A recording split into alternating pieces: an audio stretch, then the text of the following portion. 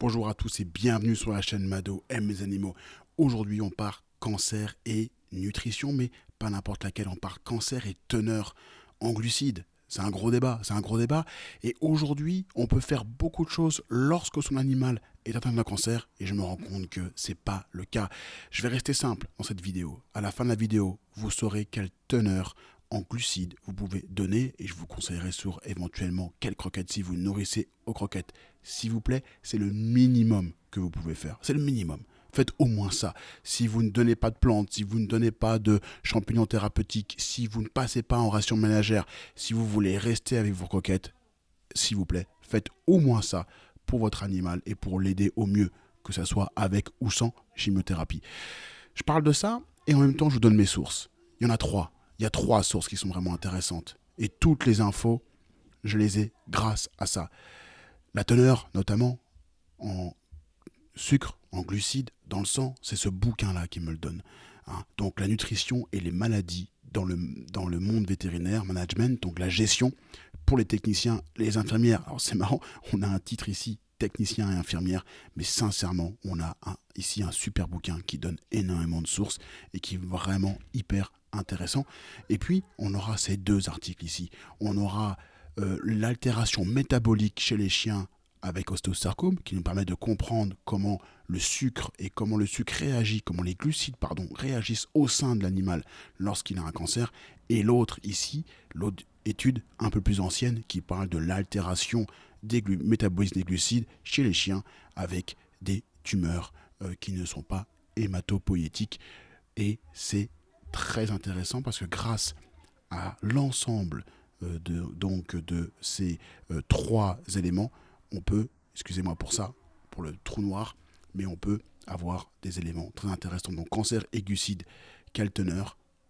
Restez avec moi et vous allez savoir. Ce qui est intéressant, c'est que lorsque vous avez un animal qui est atteint d'un cancer, l'altération du métabolisme du glucide va arriver. C'est-à-dire que le corps ne réagit plus bien face à l'arrivée des glucides parce que l'animal est malade, parce que l'animal a une tumeur. Les tumeurs, généralement, pour grandir, pour grossir, pour vivre, elles vont métaboliser le glucide. C'est le glucose et le glucide qu'elles aiment. C'est ça leur préférence. C'est pas les protéines et c'est pas les lipides. N'oublie pas que glucides, protéines et lipides, ce sont les macronutriments, c'est ce qui fournit de l'énergie. Donc la tumeur, pour grossir, a besoin d'énergie. Elle va dire, je préfère, j'aime pas trop le gras, j'aime pas trop les protéines. Moi, ce que je veux, c'est le sucre. Moi, ce que je veux, c'est le glucose. Moi, ce que je veux, c'est les glucides. Et c'est malheureusement ce qui se produit et ça forme un dérivé qu'on appelle le lactate. Et le lactate dans le corps est très important, malheureusement. Parce que, je ne sais pas si vous connaissez le lactate, quand vous faites du sport, oh, je suis en crise lactique, c'est jamais agréable, ça peut même nous faire vomir. Et bien, c'est ce qui se passe malheureusement sur les animaux qui sont atteints de tumeurs avec ce qui arrive, ce lactate qui est produit.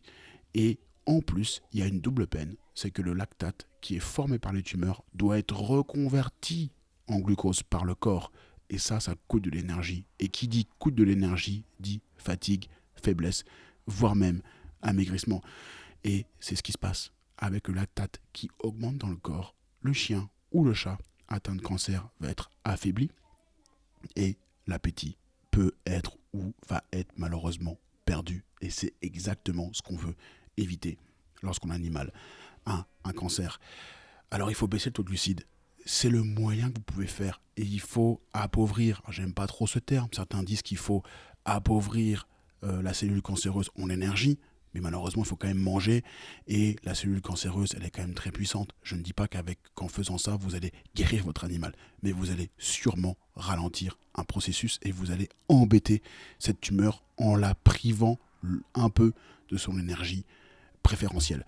Ici, ce qui est conseillé dans le bouquin que je vous ai montré, ce bouquin, la première référence, c'est d'avoir un taux idéal inférieur à 25%.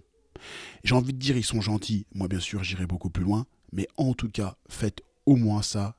Et c'est largement validé par les différentes recherches. Baissez-moi ce taux de glucides dans les croquettes à 25, qui est souvent 50, encore une fois, qui est souvent entre 40 et 50%, voire même plus. Baissez-moi ce taux. Alors, le taux 25%, où le trouver? Je dis toujours, c'est soit les croquettes de régime, soit les croquettes diabétiques.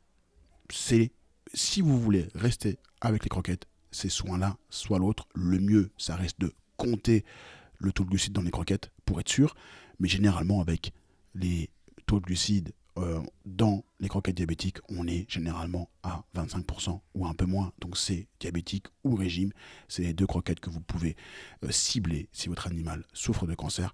C'est un début, j'en reparlerai sur la chaîne, on peut aller beaucoup plus loin, on peut faire d'autres choses, mais si jamais vous voulez au moins faire une première chose, la première décision à prendre, c'est au moins faire ça.